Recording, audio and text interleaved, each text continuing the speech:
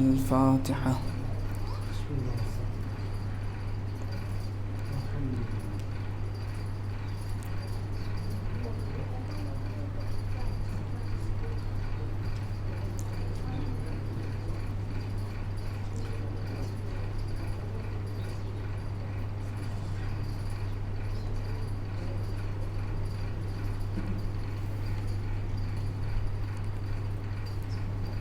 حسبنا الله ونعم الوكيل، نعم المولى ونعم النصير، لا حول ولا قوة إلا بالله العلي العظيم. أعوذ بالله من الشيطان الرجيم. بسم الله الرحمن الرحيم. الحمد لله الذي علا بحوله ودنا بطوله، مانح كل غنيمة وفضل، وكاشف كل عظيمة وأزل. أحمده على عواطف كرمه وسوابغ نعمه، وأؤمن به أولا باديا، وأستعينه قاهرا قادرا، وأستهديه قريبا هاديا، وأتوكل عليه كافيا ناصرا. والصلاة والسلام على أشرف الخلائق أجمعين، سيدنا ومولانا حبيب إله العالمين أبي القاسم محمد. اللهم صل على محمد وآل محمد وعجل فرجه، وآله الطيبين الطاهرين المعصومين المظلومين، ولعنة الله على أعدائهم أجمعين. أما بعد، فقد قال الله تبارك وتعالى في القرآن الحكيم: بسم الله الرحمن الرحيم.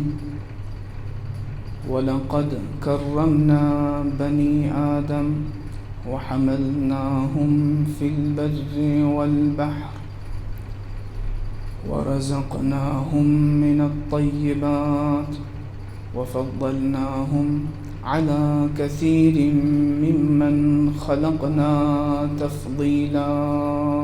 صلوات. اللهم صل على محمد وآل محمد وعجل فرجه. ارشاد ہو رہا ہے، بے شک ہم نے بنی آدم کو فضیلت عطا کی، کرامت بخشی، خشکی اور دریا میں سواریاں دیں، اور انہیں پاک و طیب رزق عطا کیا، اور اپنی مخلوق میں سے بہت سوں پر انہیں فضیلت دی ہے۔ عزیزان محترم، اہل علم ہیں، علماء ہیں، آپ کے سامنے آنے کی جسارت میں نے کی ہے بغرض ثواب۔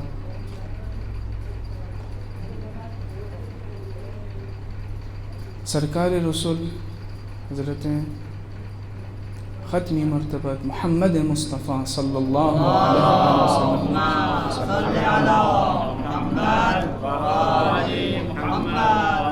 کی شہادت کی تاریخ ہے، جنہیں رسول اکرم یا نبی کریم کہا جاتا ہے، اور اسی کے ساتھ ساتھ سبط نبی، سید شباب اہل الجنت، امام حسن مجتبی علیہ السلام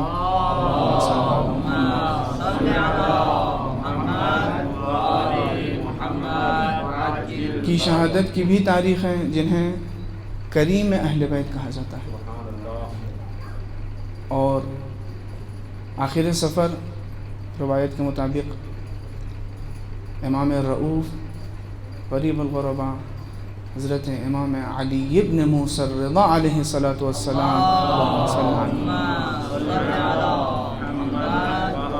کی شہادت کی تاریخ ہے کہ جن کے یوم شہادت اور اس سے متصل جو ایام ہیں انہیں عشرہ کرامت یا دہہ کرامت کا نام سے یاد کیا جاتا ہے. اور اسی وجہ سے میں نے اس آیے وافی ہدایہ کو عنوان سخن قرار دیا کہ جس میں موضوع کرامت انسانی کے حوالے سے ہے. اور اس گفتگو کا لطف اس وقت دوبالا ہو جاتا ہے کہ جب ہم کریمہ اہل بیت کے دیار میں بیٹھ کر یہ گفتگو کریں. آج کا دور ظاہری طور پر تو بشر نے بہت ترقی کر لی ہے، فضاؤں اور خلاؤں سے لے کر کے سمندر اور زمین کے گہرائیوں تک رسائی حاصل کر لی ہے، لیکن اس کے باوجود خود اپنے آپ سے دور ہوتا جا رہا ہے. آج کے بشر سے آپ ارض و سما کے متعلق جمادات و نباتات و حیوانات سے انگنت سوالوں کے جواب دینے کے لیے آج کا بشر صلاحیت رکھتا ہے، تیاری رکھتا ہے، لیکن وہ اس سوال کے جواب دینے سے قاصر ہیں کہ انسان کیا ہے. اگرچہ بعض لوگوں نے خود انسان کو تحقیق کا موضوع قرار دیا، لیکن اس میں بھی اکثر و بیشتر میڈیکل کے عنوان سے صرف جسم انسانی تک تحقیقات محدود رہ گئیں. اور اگرچہ اس میں بھی انسان کو بڑا ناز ہے کہ ہم نے میڈیکل میں بہت ترقی کر لی ہے، غرور و تکبر کا شکار ہو گیا، جس کے نتیجے میں آپ دیکھ رہے ہیں کہ ایک ایسا وائرس پھیلا کہ میڈیکل کے پورے غرور کو کچل دیا. اور بعض افراد ایسے ہیں کہ جن کی نگاہیں تھوڑی وسیع تھیں، بلند نظری کا ثبوت دیا، جسم سے آگے بڑھ گئے، انہوں نے انسانی نفسیات کو اپنے تحقیق کا موضوع بنایا.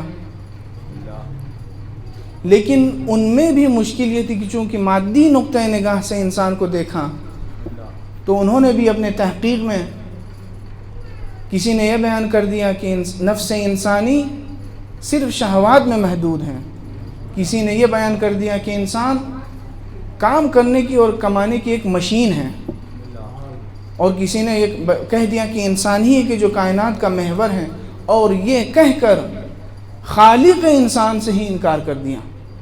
یہ اہم مکاتب ہے مغربی فلسفے میں جو میں نے اشارتاً آپ کی خدمت میں عرض کیا ہے. سب سے اہم مشکل جو بنیادی مشکل ہے وہ یہ ہے کہ انسان نے جو انسان پر تحقیق کی، خود انسان پر، تو مادی نقطۂ نظر سے مادی عینک لگا کر کے تحقیق کی ہے. اس وجہ سے تسلی بخش نتیجے تک نہیں پہنچے. حقیقت یہ ہے کہ انسان مادی ہونے کے باوجود اس میں روحانی پہلو بھی پایا جاتا ہے، اس میں ملکی پہلو بھی ہے اور ملکوتی پہلو بھی ہے. یہ انسان خلقتہ من طین کا مصداق بھی ہے اور نفخت فیہ من روحی کا بھی مصداق ہے. لہٰذا ضرورت اس بات کی ایک جامع نگاہ سے انسان کو دیکھے تاکہ حقیقت انسان سمجھ میں آئے، اور حقیقت انسان کو وہی بیان کر سکتا ہے کما حق جو خالق انسان ہو. اسی وجہ سے اگر ہمیں دیکھنا انسان کیا ہے تو کلام خدا میں دیکھنا ہوگا کہ انسان ہے کیا. آج دنیا میں بہت سے خوبصورت اور کھوکھلے نعرے بلند ہوتے ہیں حقوق بشر کے عنوان سے. کبھی حقوق صنف نسواں کے نام سے نعرہ بلند ہوتا ہے، یا بچوں کے حقوق کے تحفظ کے لیے. آج کے اس ماحول میں اگر بحث و مباحثہ یا مناظرے کا کوئی اہم محور ہے وہ یہی کرامت انسانی ہے. یعنی ہم اسی محور کے مطابق گفتگو کر سکتے ہیں، چونکہ یہ ایسا موضوع ہے کہ جس میں کسی مذہب و ملت کی قید نہیں ہے. خداوند متعال نے اعلان کر دیا وَلَقَدْ كَرَّمْنَا بَنِي آدم. اس میں نہ کسی مذہب نہ کسی صنف کا ذکر کیا، نہ مذہب کا، نہ قوم کا، نہ کسی زبان کا. اگر بنی آدم ہے تو یہ تاج کرمنا کا مصداق ہے، وَلَقَدْ كَرَّمْنَا بَنِي آدم۔ اب یہ لقد کیا ہے؟ عام طور پر مترجمین یقیناً کہہ کے گزر جاتے ہیں، یعنی یقیناً، لیکن عربی زبان دقیق زبان ہے، اور آپ حضرات الحمدللہ اہل علم و فضل مجھ سے بہتر جانتے ہیں کہ یہاں پر قد نہیں کہا ہے، لقد کہا ہے۔ ہاں اگر قد ہوتا تو ہم کہہ سکتے تھے یقیناً، چونکہ قد حرف تأکید اس لیے ہے کہ چونکہ فعل ماضی پر داخل ہوا ہے، تأکید کا معنی دے رہا ہے، تو یقیناً کہہ سکتے ہیں ہم۔ لیکن اس میں جو لام پایا جاتا ہے یہ کیسا لام ہے؟ یہ لام لام تاکید نہیں ہے، بلکہ یہ لام جواب قسم ہے، یعنی گویا ایک قسم یہاں پہ مضمر ہے، خداوند متعال قسم کھا کے یہ کہہ رہا ہے کہ وَلَقَدْ كَرَّمْنَا بَنِي آدم۔ اور اس کا ترجمہ کرنا اگر ناممکن نہیں تو مشکل ضرور ہے، کیونکہ مترجم اگر صراحت سے لکھ دے قسم تو وہ چاشنی ختم ہو جائے گی، چونکہ الفاظ قرآن میں صراحت سے قسم کا ذکر ہی نہیں ہے، اور اگر قسم کا ذکر نہ کریں تو مکمل طور پر حق کا مطلب ادا نہ ہوگا۔ یہ فصاحت زبان عربی ہے۔ قسم اور تاکید کے ساتھ خداوند متعال فرما رہا ہے کہ کرمنا بنی آدم، ہم نے بنی آدم کو کرامت عطا کی ہے، فضیلت بخشی ہے، عزت دیا ہے، احترام دیا ہے، اعزاز دیا ہے۔ اور پھر اس کرمنا، اس کرامت کے کچھ جلووں کو ذکر کیا۔ ایک جلوہ یہ ہے کہ حملناہم فی البر والبحر، اس کرامت کا ایک جلوہ یہ ہے کہ ہم نے انہیں زمین و خشکی پر سیر کرایا، انہیں سواریاں عطا کی۔ اور اس میں بھی ایک فصیح و بلیغ تعبیر کے ساتھ خداوند متعال نے یہ فرمایا ہے، چونکہ جو وسائل اور ذرائع تھے سفر اور اس سیر یا حمل کے، اس کو بیان نہیں کیا، چونکہ اگر وسیلے کا ذکر کر دیتا، اس زمانے میں جو وسیلے پائے جاتے تھے تو یہ آیت کا مفہوم محدود ہو جاتا، بلکہ حملناہم فی البر والبحر کا ایک کلی مفہوم بیان کر دیا ہے تاکہ ہر زمانے میں یہ آیت جاری و ساری رہے۔ اور آج کل تو بہت ترقی کر لی ہے، انسان نے ہواؤں پر بھی سفر کرنے لگا۔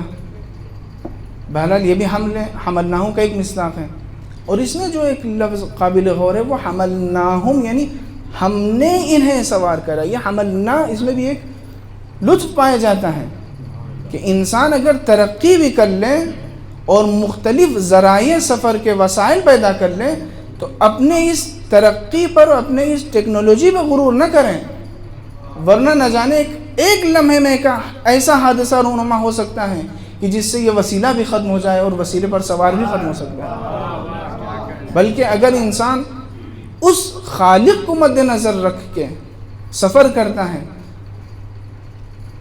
اور حملناہم کو مد نظر رکھتا ہے تو دعا بھی کرتا ہے کہ معبود ہمیں خیریت سے، سلامتی سے اس سفر کے انجام تک پہنچا دے، اور دعا بھی پڑھتا ہے جیسا کہ خود قرآن میں حکم ہوا ہے۔ سورہ زخرف میں ارشاد ہو رہا ہے وَجَعَلَ لَكُم مِّنَ الْفُلْكِ وَالْأَنْعَامِ مَا تَرْكَبُونَ، خداوند متعال نے کشتی کے ذریعے اور انعام کے ذریعے تمہیں سواریاں عطا کی، لِتَسْتَوُوا عَلَىٰ ظُهُورِهِ، تاکہ تم ان پر سوار ہو، ثُمَّ تَذْكُرُوا نِعْمَةَ رَبِّكُمْ، پھر اپنے پروردگار کے اس لطف و کرم و نعمت کو یاد رکھو، اِذَا اسْتَوَيْتُمْ عَلَيْهِ وَتَقُولُوا، اور یہ کہو سبحان الذی سخر لنا ھذا، کہ پاک و منزہ ہے وہ ذات کی جس نے اسے ہمیں مسخر کیا، وما كنا له مقرنین، ورنہ ہمارے اندر اتنی طاقت نہیں تھی کہ اس کو ہم اپنے قابو میں لاتے ہیں، وَإِنَّا إِلَىٰ رَبِّنَا لَمُنْقَلِبُونَ، اور ہم اسی کے جانب پلٹنے والے ہیں۔ یہ اسلامی تربیت کا دستور ہے کہ انسان ہر لمحے، ہر وقت، ہر بہانے سے، ہر مناسبت سے خالق کو بھی یاد رکھیں اور معاد کو بھی یاد رکھیں، مبدأ بھی یاد رہے، معاد بھی یاد رہے۔ اب ایک واقعہ اس آیت کے ذیل میں یاد آ گیا تو عرض کر دوں، آپ حضرات سے گزارش ہے کہ ایک صلوات کا سہارا دیں۔ اللہم صلی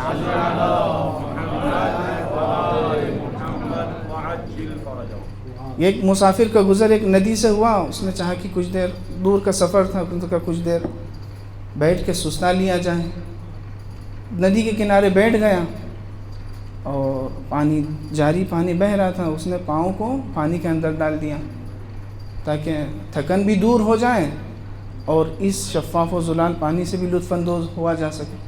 اتنے میں ایک دوسرے شخص آئے، اور آتے ہی ان کے کندھے پہ سوار ہو گئے، اور سوار ہو کے کہنے لگے کہ ارے بھائی، آپ سے گزارش ہے کہ آپ ہمیں اس طرف سے ندی کے اس پار پہنچا دیں، آپ کا پیر تو بھیگ ہی چکا ہے پہلے سے۔ عجیب عجیب لوگ ہوتے ہیں۔ بہرحال اس بندے مومن نے سوچا کہ چلیں اس شخص کے حق میں بھلائی کر دیں، شاید باعث ثواب ہو، خداوند متعال اس کا اجر دے گا۔ اب وہ کھڑے ہوئے اور ندی کے اس پار جانے لگے۔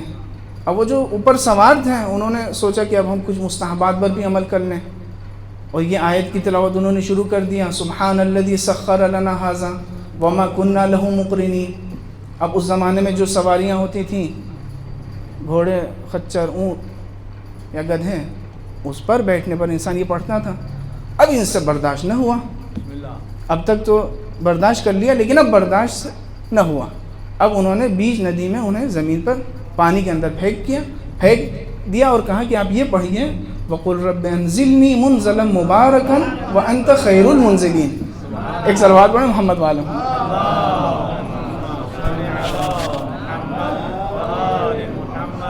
وَحَمَلْنَاهُمْ فِي الْبَرِّ وَالْبَحْرِ۔ پھر اس کے بعد ارشاد ہو رہا ہے کہ وَرَزَقْنَاهُمْ مِنَ الطَّيِّبَاتِ، اور ہم نے انہیں پاک و پاکیزہ طیب رزق عطا کیا ہے۔ حملناہم کے بعد رزقناہم کہنے کا شاید راز یہ ہو کہ اکثر ایسا ہوتا ہے کہ رزق پانے کے لیے انسان کو بھی حرکت کرنی پڑتی ہے۔ یہی وجہ ہے کہ فارسی میں مثل ہے، از تو حرکت از خدا برکت۔ اپنے کوشش تو کرو، رزق دینا تو اللہ کا کام ہے، لیکن سعی و کوشش تو انسان کی ذمہ داری ہے۔ اور پھر جو قید ہے من الطیبات، رزق خداوند متعال نے جو انسان کے لیے دیا ہے، بنی آدم کے لیے جو رزق قرار دیا ہے، وہ من الطیبات ہے، طیب رزق ہے، پاکیزہ رزق ہے۔ یہاں پر گفتگو حلال و حرام کی نہیں ہو رہی ہے، بلکہ طیبات اور خبائث کی گفتگو ہو رہی ہے۔ خداوند متعال نے جو رزق بنی آدم کو دیا ہے وہ طیب ہے۔ ہاں یہ اور بات ہے کہ اگر کچھ لوگ طیب شے کو چھوڑ کر کے، طیبات کو چھوڑ کر کے خبائث کی طرف چلے جائیں تو یہ خود ان کی بدسلیقی کی ہے، رزاقیت الہی میں کوئی کمی نہیں ہے۔ وَرَزَقْنَاهُم مِّنَ الطَّيِّبَاتِ، اس کے بعد ارشاد ہو رہا ہے کہ وَفَضَّلْنَاهُمْ عَلَىٰ كَثِيرٍ مِّمَّنْ خَلَقْنَا تَفْضِيلًا۔ اس آیت میں جو گفتگو کا آغاز ہے کرمنا سے ہے، اور آیت کا اختتام تفضیلہ پر ہے۔ گویا خداوند متعال نے بنی آدم کو کرمنا اور تفضیلہ کے درمیان میں قرار دیا ہے کہ انسان اپنی قدر و قیمت کو سمجھے۔ یہ آیت معرکۃ الآراء ہے، اور اسی حصے پر بہت تفصیلی گفتگو ہوئی ہے کہ اس آیت کا کیا مفہوم ہے۔ وَفَضَّلْنَاهُمْ عَلَىٰ كَثِيرٍ مِّمَّنْ خَلَقْنَا تَفْضِيلًا۔ عام طور پر دو تفسیر علماء نے بیان کی ہے۔ بعض لوگوں نے کہا ہے کہ اس کا ترجمہ یوں بنے گا، اس کی تفسیر یہ ہے کہ خداوند متعال فرما رہے ہیں کہ ہم نے بنی آدم کو اپنے بہت سی مخلوقات پر فضیلت عطا کی ہے۔ بہت کا مطلب یہ ہوتا ہے کہ کوئی نہ کوئی مخلوق ایسی ہوگی کہ جو انسان سے افضل ہو، تبھی تو یہ کثیر کا مفہوم صدق کرے گا۔ اب جب انسان نے ڈھونڈنا شروع کیا تو کوئی جب نظر نہ آئے تو انہوں نے ملائکہ کو کہہ دیا کہ اس سے مراد ملائکہ ہیں، یعنی ملائکہ ہیں کہ جو انسان سے افضل ہیں۔ اور بعض لوگ نے یہ کہہ دیا کہ یہاں پر کثیر سے مراد تمام ہیں، اور اس کی نظیر بھی دیگر آیات میں ملتی ہے کہ جہاں پر لفظ کثیر تمام چیزوں کے لیے استعمال ہوا ہے۔ تو بعض لوگوں نے کہہ دیا کہ یہاں پر کثیر سے مراد یہ ہے کہ خداوند متعال نے بنی آدم کو یعنی انسان کو تمام مخلوقات پر فضیلت دی ہے۔ اور فریقین کے مفسرین کے درمیان آپ کو یہ دونوں قول مل جائے گا۔ اس وقت ہمیں یہ اس بحث میں نہیں جانا کہ کون سا قول صحیح ہے، اور اہم جو اختلافی مسئلہ ہے وہ یہ ہے کہ انسان ملائکہ سے افضل ہے یا ملائکہ انسان سے افضل ہے۔ یہ ایک اپنا اہم موضوع ہے، اور اس پر علماء نے، اہل تفسیر، اہل کلام نے مختلف زاویے سے اس پر گفتگو کی ہے۔ بس اتنا کہنا ضروری ہوگا کہ اگر انسان ملائکہ سے افضل نہ ہوتا تو کبھی خداوند متعال انسان کو مسجود ملائکہ قرار نہ دیتا۔ یا میں یوں کہوں کہ اگر ذریت انسان و نسل انسان میں کچھ ہستیاں ایسی نہ ہوتی کہ جو تمام ملائکہ سے افضل ہوتی تو کبھی خداوند عالم ملائکہ کو حکم نہ دیتا کہ آدم کے لیے سجدہ ریز ہوں.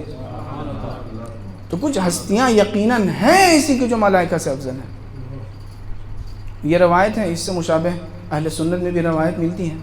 راوی ابو سعید خدری ہیں، بیان کرتے ہیں کننا جلوسا مع رسول اللہ، کہ ہم بیٹھے ہوئے تھے رسول اللہ کے ساتھ. اذ اقبل الیہ رجل، اتنے میں ایک شخص آیا، فقال یا رسول اللہ اخبرنی عن قول اللہ عز وجل لابلیس استکبرت ام کنت من العالین. ہم بیٹھے ہوئے تھے، ایک شخص آیا اور اس نے رسول اکرم سے ایک سوال کیا کہ یا رسول اللہ آپ مجھے یہ بتائیے کہ یہ جو خداوند متعال نے ابلیس سے یہ فرمایا ہے، جب ابلیس نے سجدہ نہیں کیا تو یہ خداوند متعال نے فرمایا، پوچھا استکبرتا، کیا تم نے تکبر کیا ہے، غرور و تکبر کا شکار ہو گئے، ام کنت من العالین، یا تم نے اپنے آپ کو عالین میں سے سمجھا ہے. تو صحابی پوچھتا ہے کہ فمن ہوا یا رسول اللہ الذی ہوا اعلی من الملائکہ. تو یا رسول اللہ آپ مجھے یہ بتائیے کہ وہ کون ہیں کہ جو ملائکہ سے افضل ہیں. فقال رسول اللہ انا وعلی وفاطمۃ والحسن والحسین. اللہ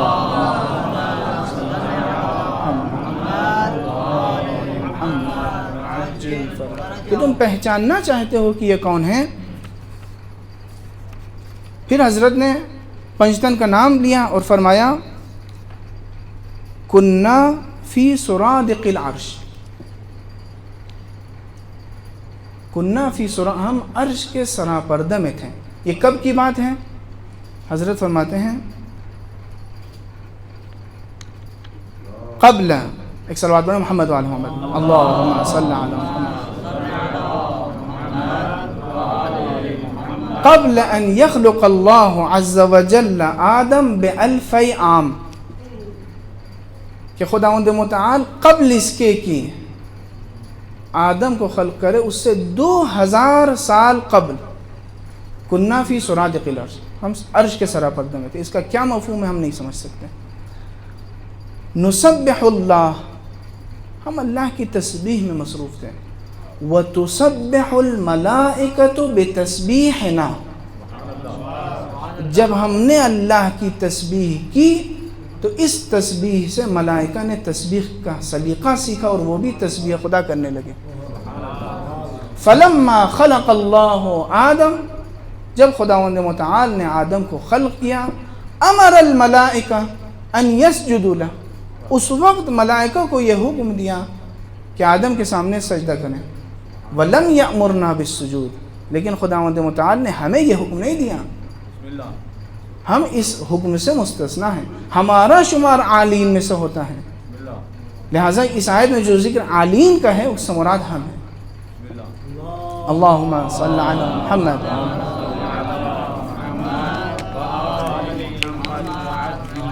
اس روایت کو شیخ صدوق نے فضائل الشیعہ میں لکھا ہے، اور انہوں نے یعنی شیخ صدوق علیہ الرحمہ نے اپنی ایک دوسری کتاب کمال الدین میں ایک اور روایت نقل کی ہے جس کے راوی ہیں مفضل ابن عمر، روایت چھٹے امام امام جعفر صادق علیہ السلام سے. اللہم صلی علی محمد. امام فرماتے کہ ان اللہ تبارک و تعالی خلق 14 نورا، کہ خداوند متعال نے 14 نور کو خلق کیا. قبل خلق الخلق ب14,000 عام، یہ خداوند متعال نے 14 نور خلق کیا خلقت آدم سے 14,000 سال قبل. اب یہ جو مختلف روایت میں مختلف عدد اور مختلف تعبیریں بیان ہوئی ہیں، یہ مختلف مراحل ہیں معرفت اہل بیت کے جو ائمہ معصومین علیہ السلام بیان کر رہے ہیں، اور مختلف تعابیر ملتی ہیں. پھر حضرت فرماتے ہیں فَهِيَ أَرْوَاحُنَا، یہ ہماری ارواح تھی. پھر راوی نے پھر پوچھا تاکیداً راوی نے پوچھا یا ابن رسول اللہ ومن الاربعۃ عشر، کہ یہ ابن رسول اللہ آپ یہ بتائیے کہ یہ 14 کون ہیں؟ پھر حضرت نے فرمایا محمد وعلی وفاطمہ والحسن والحسین والأئمة من ولد الحسین آخرهم قائم صلی اللہ علیہ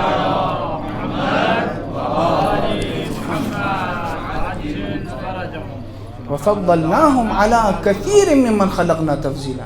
یہ وہ ہستیاں ہیں کہ جو ملائکہ سے بھی برتر ہیں، بلکہ معلم ملائکہ ہیں۔ ملائکہ کا سب سے بڑا شرف یہ ہے کہ یہ شاگرد اہل بیت ہیں۔ گفتگو کرامت انسانی کے حوالے سے ہے۔ اب یہاں پر ایک سوال پیدا ہوتا ہے کہ یہ کرامت ہے کیا؟ کسے کہتے ہیں کرامت؟ اس کا مفہوم بیان کرنا آسان بھی ہے اور سخت بھی ہے، مشکل بھی ہے۔ آسان اس وجہ سے کہ اس کا مفہوم اردو داں افراد کے لیے بہت واضح ہے اور اکثر اردو میں بھی یہی لفظ استعمال ہونے لگا ہے، اور سخت اس وجہ سے کہ چونکہ عربی زبان کی جو لطافت ہے وہ اردو کے الفاظ میں ڈھالنا مشکل ہے۔ بہت سے الفاظ علماء نے بیان کیا ہے کرامت سے متعلق، بعض لوگوں نے فضیلت لکھ دیا، بعض لوگوں نے بزرگی لکھ دیا، بلندی، برتری، شرافت، عزت، کمال، حیثیت، مقام و منزلت، رتبہ، یہ تمام چیزیں علماء نے بیان کیا ہے اپنی کتابوں میں کرامت کے ذیل میں۔ لیکن حقیقت کرامت کیا ہے؟ خود جب ہم نے عربی زبان کی لغت دیکھا تو اس میں بھی متعدد الفاظ ملتے ہیں، ایک واحد نظریہ نہیں ملتا۔ صاحب تہذیب اللغہ نے لکھ دیا کریم کے وصف میں، کریم کسے کہتے ہیں؟ کریم اسم جامع لکل ما یحمد، تہذیب اللغہ، یعنی کریم کسے کہتے ہیں؟ کریم اس شخص کو کہتے ہیں کہ جس کے اندر وہ تمام خصوصیتیں جمع ہوں جو لائق حمد ہیں، لائق ستائش ہیں، اس کو کریم کہتے ہیں۔ اور راغب اصفہانی نے لکھا ہے اپنی کتاب میں مفردات میں کہ یہ لفظ کریم اگر اللہ تعالیٰ کے لیے استعمال ہو اس کا مطلب اللہ تعالیٰ کا احسان اور نعمات کا اظہار ہے، اور اگر انسان کے لیے استعمال ہو تو اس کے اندر نیک اخلاق، قابل پسند اخلاق و کردار کا ہونا ہے۔ اور اسی سے مشابہ نہایہ میں بھی لکھا ہے، ابن اسیر جزری نے لکھا ہے النہایہ میں کہ ہمیں کریم کسے کہتے ہیں؟ کریم اسم لجامع الخیر والشرف والفضیلہ، کریم اس شخص کو کہتے ہیں کہ جس کے اندر وہ تمام خصوصیتیں پائی جائیں، اچھائی، شرافت اور فضیلت کے ہر خوبی اس میں پائی جائیں، اسے کریم کہتے ہیں۔ اب آئیے قرآن کے روح سے ہم دیکھیں مصداق کریم کون ہے؟ خود خداوند متعال نے اپنے لیے لفظ کریم کو استعمال کیا ہے۔ سب سے پہلی آیات جو نازل ہوئی ان میں ارشاد ہو رہا ہے بسم اللہ الرحمن الرحیم اقرأ بسم ربک الذی خلق خلق الانسان من علق اقرأ وربک الاکرم۔ کریم نہیں بلکہ اکرم ہے، خداوند متعال اکرم ہے، یہ صیغہ تفضیل ہے، اور اسی کرم کا نتیجہ ہے، اس کا تقاضا ہے کہ خداوند متعال فرما رہا ہے کہ الذی علم بالقلم علم الانسان ما لم یعلم، اللہ نے انسان کو تعلیم دی اور وہ کچھ سکھائے کہ جو انسان نہیں جانتا تھا۔ یہ لطف و کرم الہی کا تقاضا ہے، لیکن افسوس یہ کہ یہی انسان پروردگار کے سامنے اکڑتا ہے۔ سورہ انفطار میں ارشاد ہو رہا ہے یا ایھا الانسان ما غرک بربک الکریم، اے انسان تجھے کیا ہو گیا ہے تو اپنے پروردگار رب کریم کے سامنے تو غرور و تکبر سے پیش آتا ہے، یا اپنے رب کریم کے سامنے تم دھوکے میں گرفتار ہو گئے ہو۔ دو ترجمہ ہوا ہے، تو یہاں پر بھی رب کریم صفت کریم سے خداوند متعال نے ارشاد فرمایا۔ جناب سلیمان نے اپنے پروردگار کو اسی نام سے یاد کیا، فرماتے ہیں کہ ھذا من فضل ربی، یہ سب جو کچھ بھی ہے یہ فضل پروردگار ہے، کہ لیبلونی اشکر ام اکفر، خداوند متعال ہمیں آزمانا چاہتا ہے کہ ہم اس کے شکر گزار بندے ہیں یا کفران نعمت کرتے ہیں۔ ومن شکر فانما یشکر لنفسہ، جو شکر گزاری کرے گا یہ اس کا شکر گزاری کرنا یہ اسی کے حق میں مفید ہوگا۔ ومن کفر فان ربی غنی کریم، اور جو ناشکری کرے گا میرا پروردگار غنی بھی ہے اور کریم بھی ہے۔ سورہ رحمان کی آخری آیت تبارک اسم ربک ذی الجلال والاکرام، خداوند متعال صاحب جلالت بھی ہے، صاحب اکرام بھی ہے. تو یہ خداوند متعال نے سب سے پہلے اپنے لیے لفظ کریم کو استعمال کیا، اور حقیقی معنوں میں کریم علی الاطلاق اسی کے ذات ہے. ہاں اگر کسی چیز کا یا کسی شخص کا رشتہ اس سے جڑ جائے تو وہ بھی کریم بن جائے گا. لہٰذا خداوند متعال نے اپنے وجہ کو بھی کریم کہا. کل من علیہا فان ویبقی وجہ ربک ذو الجلال والاکرام. یہ وجہ ربک ذو الجلال، یہ ذو الجلال صفت وجہ ہے. اگر رب کی صفت یہاں پہ ہوتی تو ذی الجلال آتا. تو پروردگار خود بھی کریم ہے اور وجہ خدا بھی کریم ہے. وجہ خدا کیا ہے اس کی تفسیر آپ مجھ سے بہتر جانتے ہیں. نحن وجہ اللہ.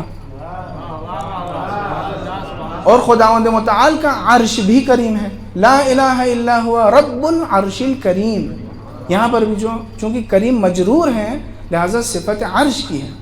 صاحب عرش بھی کریم ہے، اس کا عرش بھی کریم ہے، چونکہ نسبت پائی جاتی ہے اس کے طرف. اور اس کی کتاب بھی کریم ہے. انہ لقرآن کریم فی کتاب مکنون. اور اللہ کے فرشتے بھی کریم ہیں. بل عباد مکرمون. یہ صاحب کرامت بندگان ہیں فرشتے. اور تمام فرشتوں میں جو سردار ہیں ملائکہ ہیں جبریل، ان کے لیے استعمال ہو رہا ہے. انہ لقول رسول کریم. یہ رسول کریم اس آیت میں جو رسول کریم آیا ہے اس سے مراد جبریل امین ہے. سورہ حاقہ اور سورہ تکویر دو جگہ یہ آیت ملتی ہے، دونوں جگہ مقصود اور منظور جبریل ہے.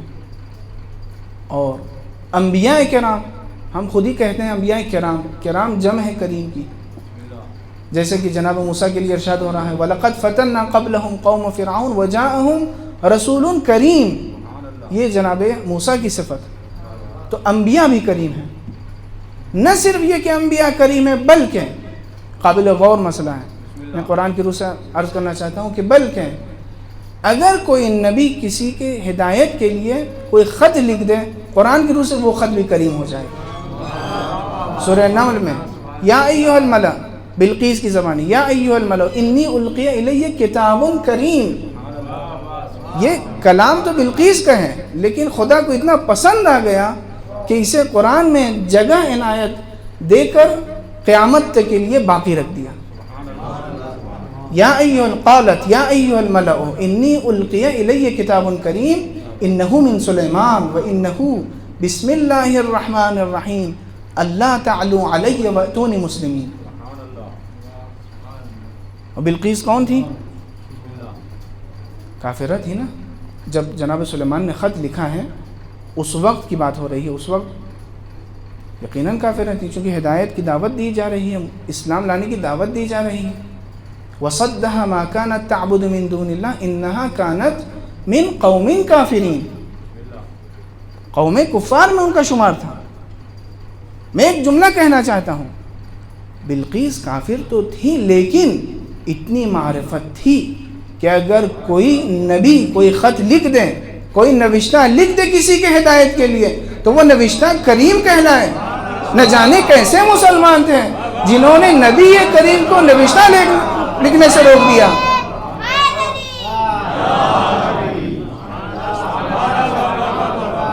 یہ نوشتہ بھی کریم چونکہ ہدایت کے لیے. نہ صرف یہ کہ نبی کریم کا نوشتہ کریم بلکہ اگر کوئی شخص نبی کے گھر میں وارد ہو جائے، مہمان ہو جائے کسی نبی کا، اسے بھی قرآن کریم کہے گا. هل اتاک حدیث ضیف ابراہیم المکرمین، کہ ابراہیم کے با کرامت معزز مہمانوں کی خبر آپ تک پہنچی ہے. چونکہ ایک نبی کے گھر چلا گیا ایک شخص تو وہ با کرامت بن گیا. اب یہاں پر بھی مجھے کہہ لینے دیجئے کہ اگر کوئی شخص کسی نبی کے گھر میں آ جائے، مہمان نبی ہو جائے تو وہ کریم ضرور ہے، لیکن اس وقت تک جب تک نبی قومو عنی کہہ کر کے بیت الشرف اور بیت الکرم سے باہر نہ کر دیں. هل اتاک حدیث ضیف ابراہیم المکرمین. اور اسی کے ساتھ ساتھ نبی بھی کریم. اور اس کے بعد جو ہم مصادیق کریم کو دیکھتے ہیں قرآن میں تو خداوند متعال نے بہشت کو کریم کہا ہے، جنت کو. سورہ نساء میں ارشاد ہو رہا ہے کہ ان تجتنبوا کبائر ما تنہون عنہ نکفر عنکم سیئاتکم وندخلکم مدخلا کریما. اگر تم گناہان کبیرہ سے اجتناب کرو گے تمہارے معمولی خطاؤں کو ہم محو کر دیں گے، ختم کر دیں گے، اور تمہیں ایک کریم مقام میں داخل کر دیں گے. مدخلاً کریمہ سے مراد جنت ہے، نہ صرف جنت بلکہ جنت میں جو جائے گا وہ بھی کریم. اولئک فی جنات مکرمون فواکہ وہم مکرمون. اور اس جنت میں جو رزق ملے گا، جو اجر ملے گا، اسے بھی خدا نے اجر کریم اور رزق کریم کہا ہے. 10 آیت میں رزق کریم اور اجر کریم کا ذکر خدا نے کیا ہے. گویا میں یوں کہوں رب کریم ایک مدخلاً کریمہ میں اہل کرم کو رزق کریم عطا کرے گا. ایک صلوات پڑھیں محمد والا.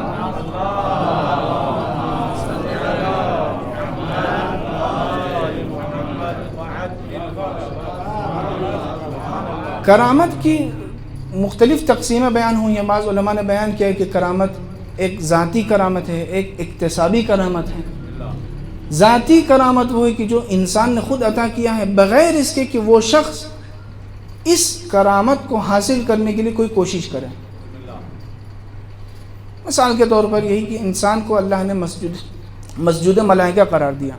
انسان نے کوئی کوشش نہیں کی لیکن اللہ نے یہ کرامت انسان کو عطا کی. کائنات، زمین و آسمان، سب موجودات کو انسان کے لیے مسخر کیا. وسخر لکم ما فی السماوات والارض. یہ کرامت ذاتی کرامت ہے انسان کے لیے. تعلیم اسماء، بار امانت انسان کے دوش پہ رکھنا اور انسان کو ارادہ و اختیار عطا کرنا، یہ ذاتی کرامت ہے. اور اکتسابی کرامت وہ ہے کہ جو انسان اس کو حاصل کرنے کے لیے کوشش کرتا ہے.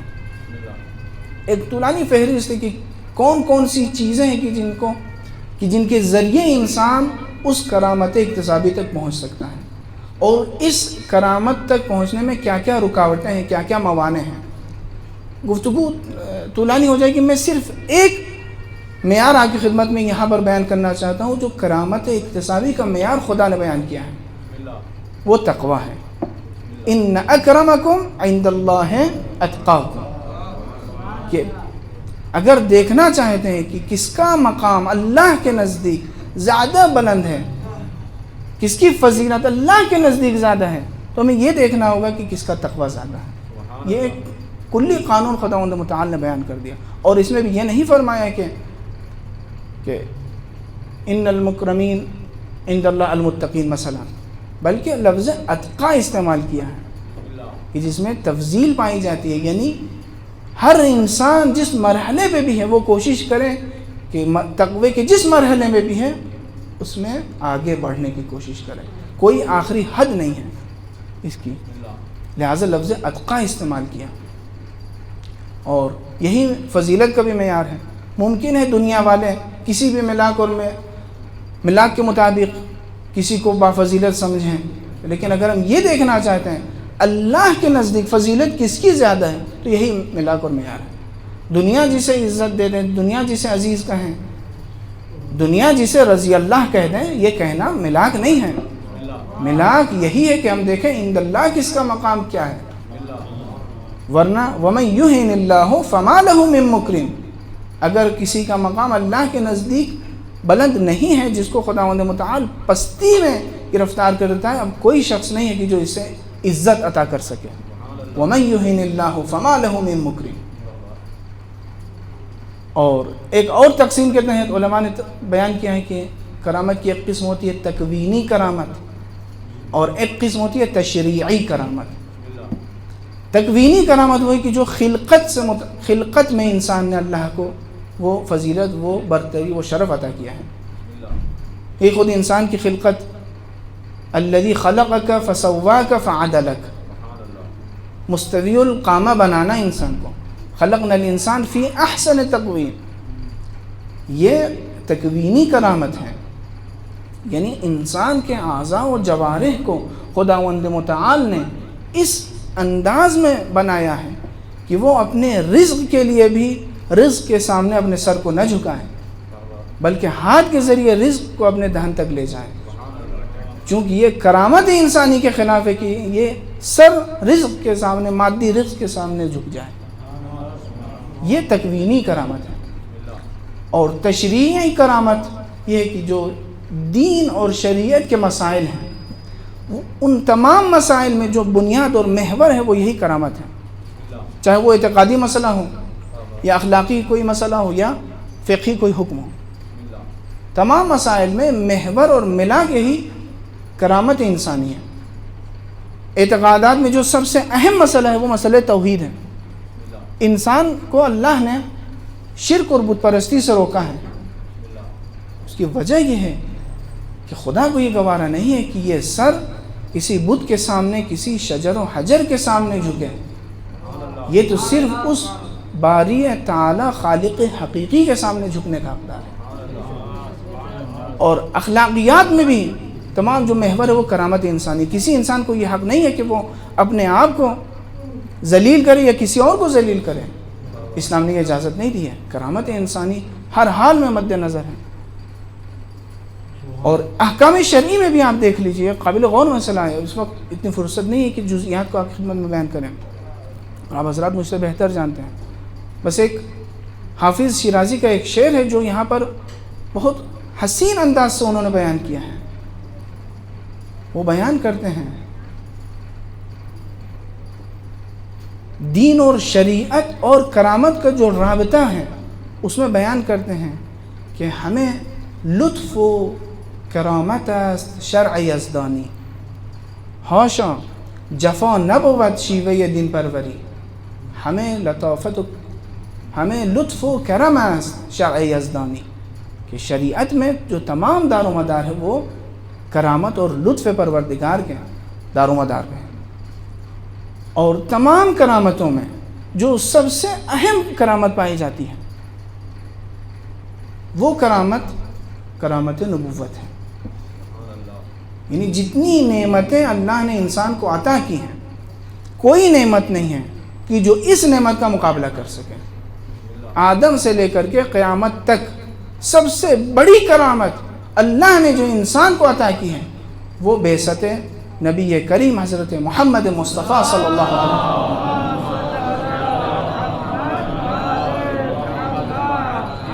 اسی وجہ سے شب عاشور جو خطبہ سرکار سید الشہداء علیہ الصلوۃ والسلام نے دیا ہے، اس میں جو سب سے پہلی کرامت کا ذکر کیا ہے وہ نبوت ہے. اللہم انی احمدک علی ان اکرمتنا بالنبوہ، کہ اے معبود تیری حمد و ثنا کرتا ہوں اس پر کہ تو نے ہمیں نبوت کے ذریعے کرامت عطا کیا ہے. یہ سب سے بڑی کرامت ہے. یہی بعثت سرکار سید الانبیاء ہیں جو انسان کو جہل سے علم کی طرف، ظلمت سے نور کی طرف، رذائل سے فضائل کی طرف، پستی سے بلندی کی طرف، ذلت سے عزت کی طرف اور کذب سے صداقت کی طرف لے جاتا. اور حد تو یہ ہے کہ حضرت نے خود ارشاد فرمایا کہ یہ سب سے بڑی کرامت، اور میں اسی کے لیے مبعوث ہوا ہوں کہ کرامت کو اپنے آخری منزل تک پہنچا دوں. انی بعثت لأتمم مکارم الاخلاق. یہ آخری منزل ہے کرامت. اور یہی ایک سلسلہ کرامت ہے کہ جو اہل بیت کرام علیہ السلام میں بھی پایا جاتا ہے. اسی لیے جو ہم زیارت پڑھتے ہیں، زیارتیں جامع کبیر کے ابتدائی جملات میں ہم السلام علیکم یا اہل بیت النبوہ کہتے ہیں، پھر چند جملے کے بعد کہتے ہیں وہ اصول الکرم، کہ اہل بیت ہی ہیں کہ جو تمام کرامتوں کے اصل منشا و مبدا ہیں، جڑ ہیں، اصول ہیں، اصل ہیں، بنیاد ہیں. اور اسی زیارت میں ہم پڑھتے ہیں اور ائمہ معصومین کو کہتے ہیں وعبادہ المکرمین. اور اسی زیارت میں ایک اور جملہ بھی ملتا ہے اشہد انکم الائمۃ الراشدون المعصومون المہدیون المکرمون المقربون. یعنی اہل بیت مکرم بھی ہیں اور مکرم بھی ہیں. اب مکرم کیا ہے اور مکرم کیا ہے؟ اس کے ذیل میں استاد معظم آیت اللہ جوادی حفظہ اللہ تعالی لکھتے ہیں کہ اس کا مفہوم یہ ہے کہ اہل بیت علیہ السلام حکمت نظری اور حکمت عملی دونوں اعتبار سے باکرامت ہیں. اور پھر ہم یہ کہتے ہیں کہ مجدتم کرمہ، کہ اہل بیت آپ وہ ہیں کہ جنہوں نے تمجید کیا ہے کرم الہی کو۔ تمجید کا کیا معنی؟ تمجید یعنی نعمت کو بیان کرنا، یعنی اہل بیت علیہم السلام نے اللہ کی نعمتوں کو، اللہ کی کرامتوں کو لوگوں کے سامنے بیان کیا ہے، الفاظ کے ذریعے بھی، اور خود ان کا وجود، مکمل وجود عظمت الہی اور نعمت الہی اور کرامت الہی کو بیان کرتا ہے۔ لیکن افسوس یہ ہے کہ یہ اہل بیت کرم کہ جنہوں نے ہر مرحلے میں لطف و کرم کا مظاہرہ کیا، ہر مرحلے میں انہیں اذیتیں پہنچی، تکلیفیں دی گئیں۔ خود رسول اکرم کتنی تکلیفیں سہی کہ کہنا پڑا ما اوذی نبی مثل ما اوذی، اتنی تکلیف، اتنی اذیت تو کسی نبی کو نہیں ہوئی جتنی تکلیف، جتنی اذیت مجھے ہوئی۔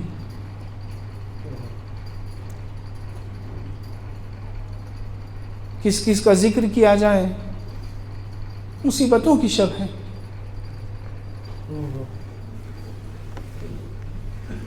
مجھے نہیں معلوم کس کا ذکر کروں، نبی کریم کا ذکر کروں یا سبت رسول کا ذکر کروں یا امام غریب کا ذکر کروں،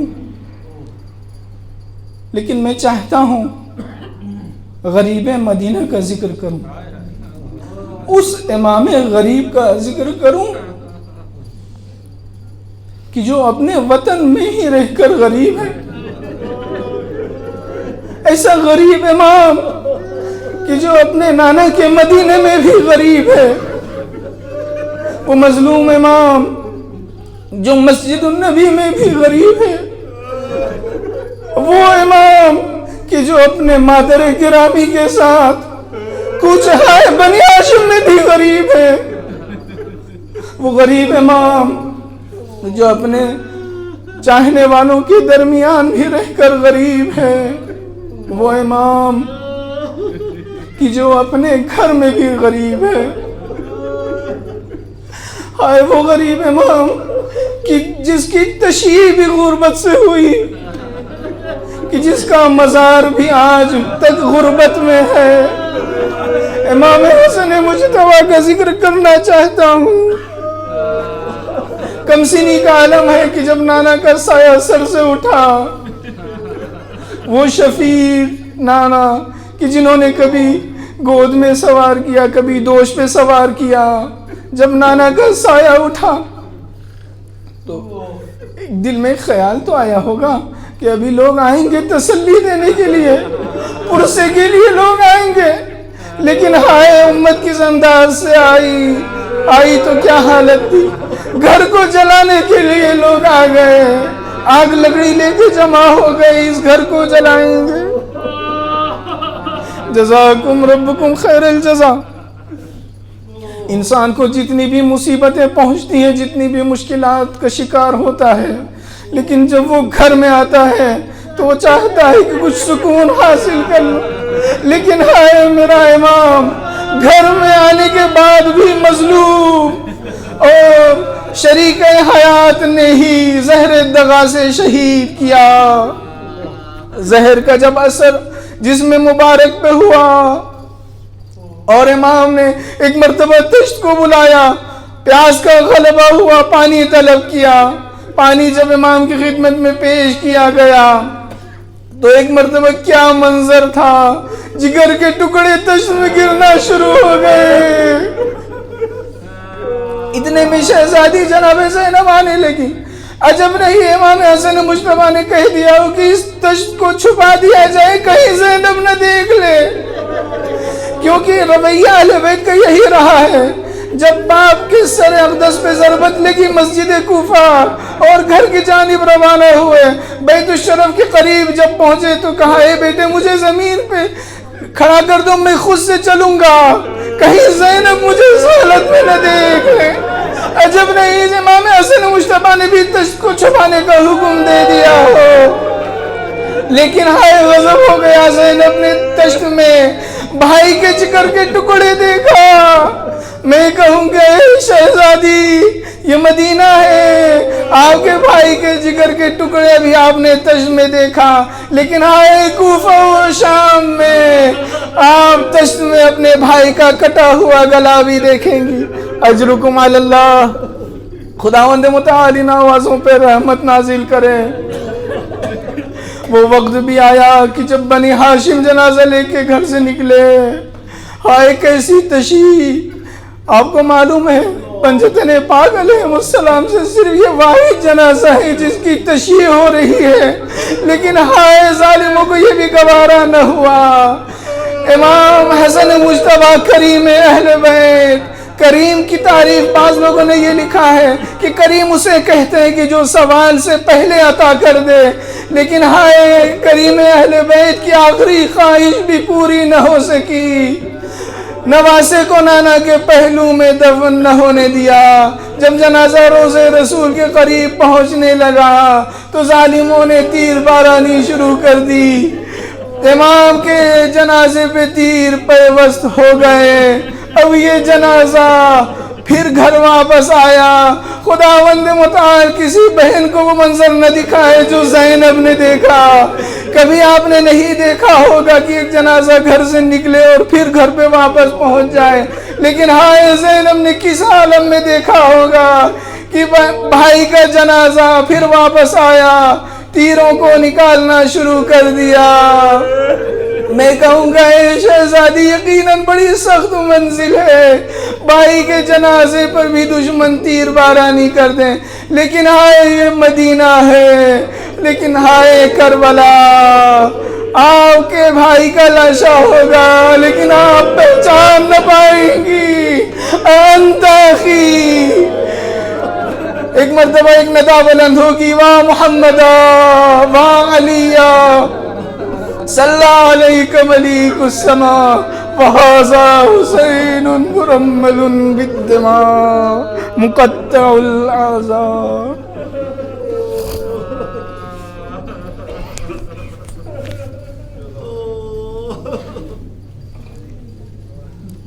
وسيعلم الذين ظلموا أي منقلب ينقلبون إنا لله وإنا إليه راجعون رضا بقضائه وتسلیما لأمره۔ معبود ہمارے اس مختصر سے عمل کو قبول فرما، ہماری مغفرت فرما، ہمارے آباء و اجداد کی مغفرت فرما، ہمیں توفیق عطا فرما کہ ہم علم و عمل کے زینت سے آراستہ ہو سکیں۔ ہمارے مرحومین کی مغفرت فرما، اور جو مریض ہیں انہیں شفاء کامل و عاجل عنایت فرما، بالخصوص اس منحوس وائرس میں جو لوگ مبتلا ہیں ان سب کو شفاء کامل و عاجل عنایت فرما۔ علماء اعلام کا سایہ ہمارے سروں پر قائم و دائم فرما، اتمات عالیات کی حفاظت فرما، جنت البقیع کی تعمیر فرما، اور ہم سب کے آقا و مولا والی وارث امام زمانہ کے ظہور میں تعجیل فرما، ہم سب کو ان کے اعوان و انصار و خدمت گزاروں میں شمار فرما۔ ربنا تقبل منا انک انت السمیع العلیم برحمتک یا ارحم الراحمین۔ ماتم حسین۔